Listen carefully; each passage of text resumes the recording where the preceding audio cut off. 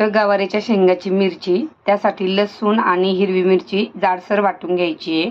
वरती कढईमध्ये तेल तापून घेतले, त्याला थोडीशी मोहरीची फोडणी देऊया। त्यावर घालूया थोडंसं जिरं आणि आता यावर घालून घेऊया मिरची। यावर मिरची घातली आहे। आता यावर घालून घ्यायची कोवळी लुसलुशीत गवार, स्वच्छ धुवून घ्यायची। त्याचा फक्त पाठीमागचा भाग आणि पुढचा पेंडा काढून घ्यायचा आहे आणि निवडून घ्यायची। चवीपुरतं मीठ घालूया, हलवून घ्या।